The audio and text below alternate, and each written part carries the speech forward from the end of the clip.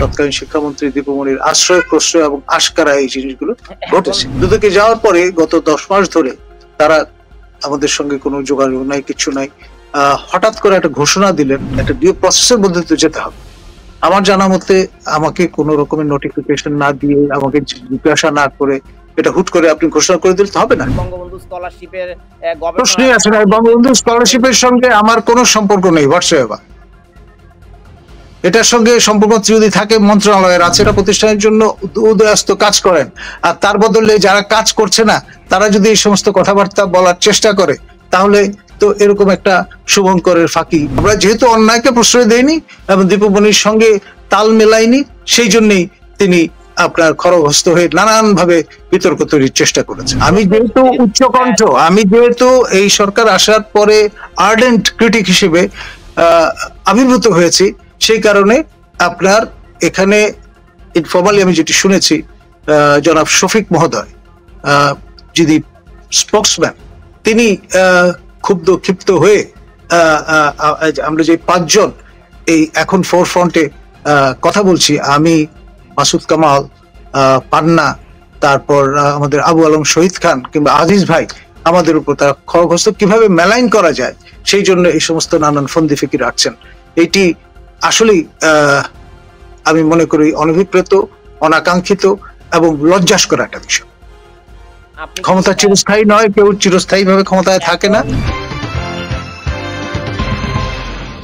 আপনার কাছে কয়েকটা ব্যক্তিগত প্রশ্ন না করলেই নয়। আপনি আপনার বিরুদ্ধে হঠাৎ করে মামলা দেয়া হয়েছে, আপনি কি আপনার বিরুদ্ধে মামলাটি কি, এই মামলাটি কেন আপনার বিরুদ্ধে কি হত্যা মামলা নাকি অন্য কোনো মামলা, আসলে কিসের মামলা যদি একটু বলেন? আপনি কি খুনটুন করেছেন? আমি চতুর্থ উপাচার্য হিসেবে পূর্ণ মেয়াদে দায়িত্ব পালন করেছি on deputation from Dhaka University to Begum Rokeya বিশ্ববিদ্যালয় রংপুর। আমি যখন নিয়োজিত হই সেই সময়ে তার প্রাককালে মাঝখানে একদিনের বিরতি, আমি সশস্ত্র বাহিনী পরিচালিত পাবলিক ইউনিভার্সিটি বিউপির প্রথম উপাচার্য হিসেবে দায়িত্ব পালন করছিলাম। তো সেখানে যে সেনা কালচার এবং সংস্কৃতি, সেটি আপনার বেগম রোকেয়া বিশ্ববিদ্যালয়ে যাতে শৃঙ্খলা ফিরিয়ে আনা যায় এবং একটা স্ট্যান্ডার্ড দাঁড় করানো যায়, সেই জন্যই আরো 3 জন সেনা কর্মকর্তা সহ, আমি নিজেও একজন কমিশন অফিসার, আপনি জানেন, আমাদেরকে সেখানে মোতায়েন করা হয়েছিল। তো সেখানে বেহাল একটা অবস্থা ছিল। আপনার ভর্তি বাণিজ্য, চাকরি বাণিজ্য ছিল নর্ম অফ দ্য ডে। গিয়ে প্রথমেই আমরা এগুলো জিরো টলারেন্স দেখিয়ে শূন্যে নিয়ে আসছিলাম এবং তারপর খেয়াল করে দেখলাম যে সেখানে বিশেষ উন্নয়ন প্রকল্প যেটি চলমান, সেখানে নানান রকমের সমস্যা। আপনার যেই একনেক অনুমোদিত যে নকশা, সেটির ব্যত্যয় ঘটিয়ে মাটির নিচে ভিত্তি তৈরি করে ফেলা হয়েছে বেশি পরিমাণ জায়গা নিয়ে। তো ফলে অর্থ বেশি পরিমাণে ব্যয় হয়েছে এবং সেটি আমার আগের উপাচার্য, তৃতীয় উপাচার্য মহোদয়ের আমলে এবং তার সঙ্গে যিনি এক্সিকিউটিভ ইঞ্জিনিয়ার ছিলেন তাদের তত্ত্বাবধানে। তো আমি এই হাঙ্গামা দেখে আপনার বিষয়টা ফোরফ্রন্টে নিয়ে আসি, পাবলিক করে দিই, গণবিজ্ঞপ্তি দেই পত্রিকায় এবং সংশ্লিষ্ট দপ্তরগুলোতে চিঠি দিয়ে জানিয়ে দেই যে ব্যত্যয় ঘটেছে। এমনকি তৎকালীন মাননীয় শিক্ষামন্ত্রী দীপুমনিকেও জানানো।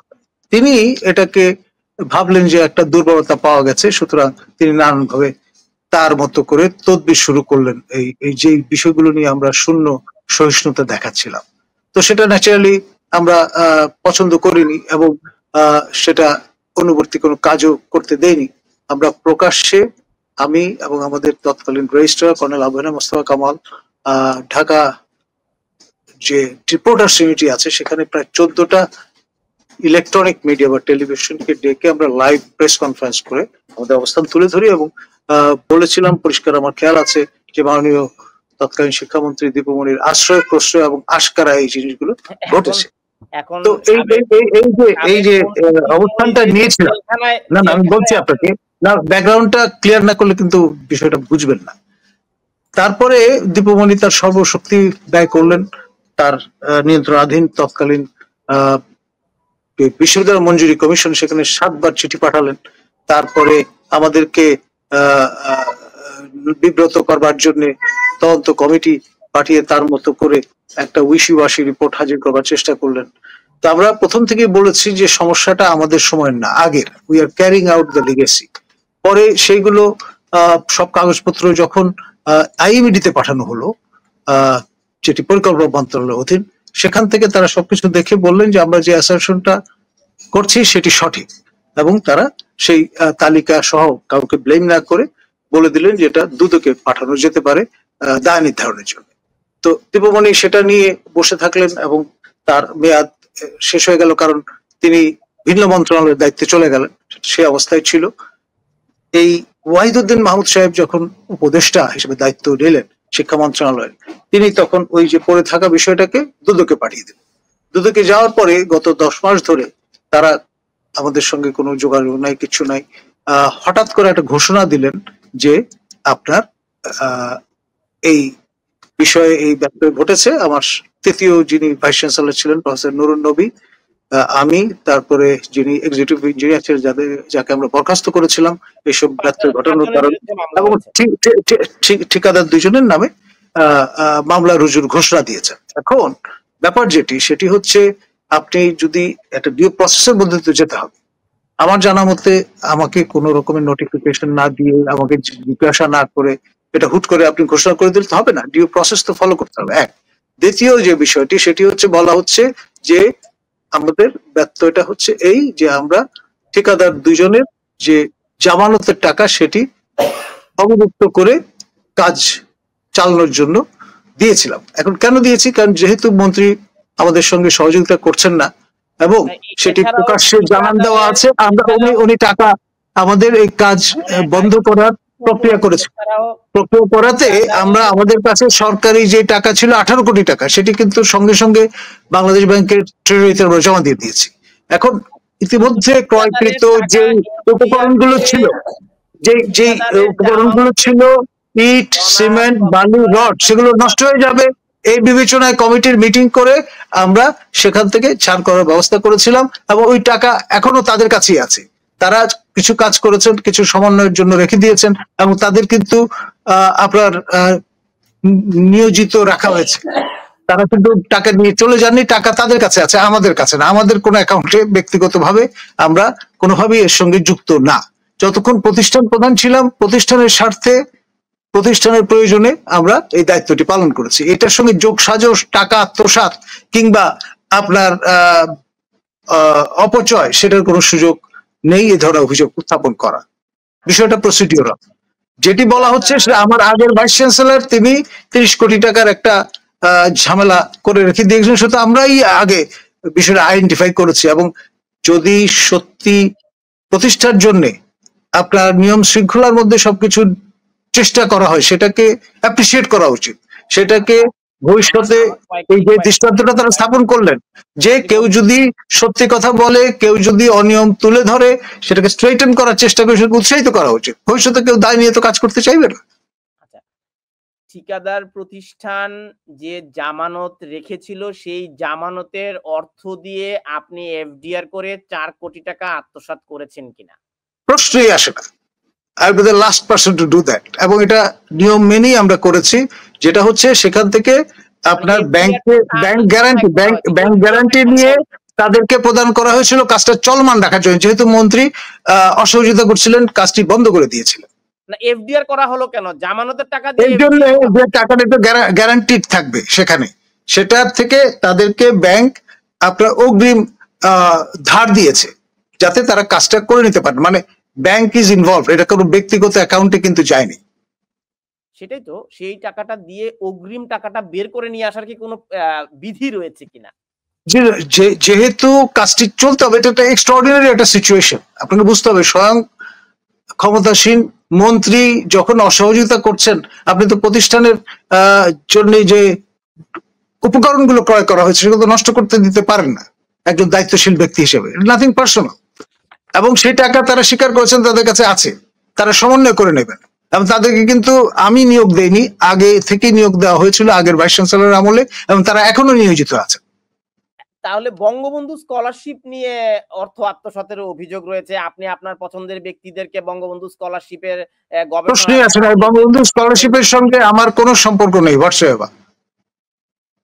এটার সঙ্গে সম্পর্ক যদি থাকে মন্ত্রণালয়ের আছে, প্রধানমন্ত্রীর সচিবালয় আছে, আমাদের বেগম রোকেয়া বিশ্ববিদ্যালয়ের সঙ্গে এটার কোনো সম্পর্ক নেই। আপনি কোন ধরনের বিজ্ঞাপন প্রকাশ করেননি, কোনো মানে কোনো সার্কুলেশন না দিয়ে আপনি এই স্কলারশিপের অর্থটি আপনার পছন্দের। আমি এই ধরনের প্রক্রিয়ার সঙ্গে কোনোভাবেই আমি এবং বেগম রোকেয়া বিশ্ববিদ্যালয়ে যুক্ত না। অনেক ধন্যবাদ। আপনার কাছে শেষ প্রশ্ন, ব্যক্তিগত প্রশ্ন শেষ করে ফেলবো। আপনি ৩৪০ দিনের ভিসি, কিন্তু ২৫০ দিন আপনি ভিসি হিসেবে বেগম রোকেয়া বিশ্ববিদ্যালয়ে অনুপস্থিত ছিলেন। আমার অন্যায়টা হয়েছে, আমি প্রতিদিন ২০ থেকে ২২ ঘন্টা কাজ করেছি, উইকেন্ডেও কাজ করেছি প্রতিষ্ঠানটাকে ট্র্যাকে আনার জন্য।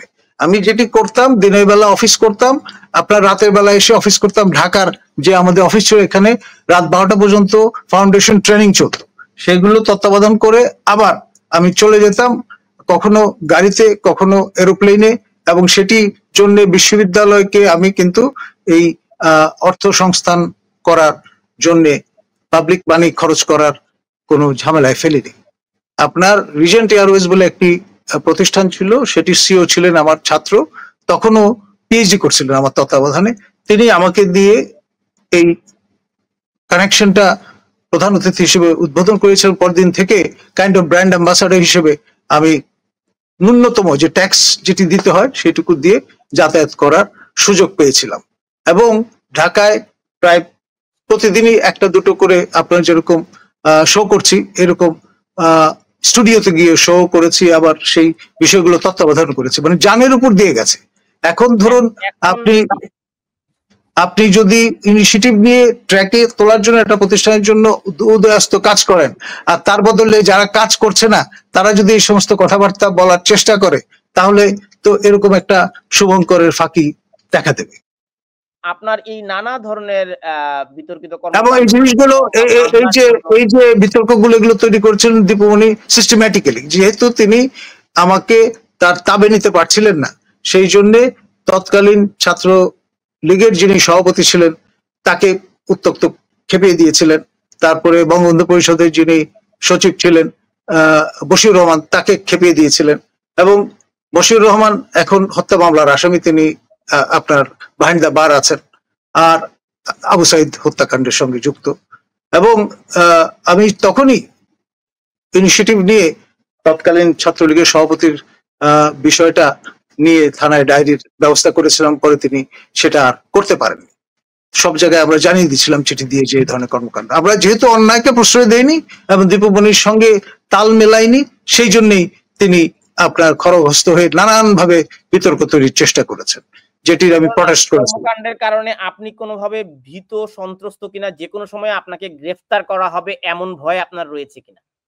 দেখুন, যদি সেটি করবার চেষ্টা করা হয়, আমি বলবো প্রফেসর ইউনূসের সরকার নব্য ফ্যাসিবাদী কায়দায় চলবার চেষ্টা করছেন।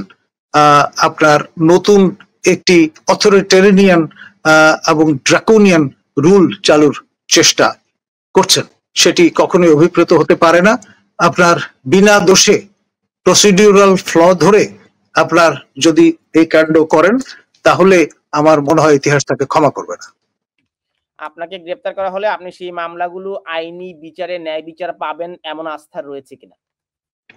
ডেফিনেটলি এখানে যেহেতু কোনো রকমের ইয়ে নেই, কিন্তু আমি ক্ষতিপূরণ দাবি করব, কারণ আমার প্রতি যদি কোনো রকম হয়রানিমূলক কর্মকাণ্ড করা হয়, সামাজিকভাবে স্টিগমা আরোপের চেষ্টা তো একটা হয়েছে, আপনি খেয়াল করেছেন।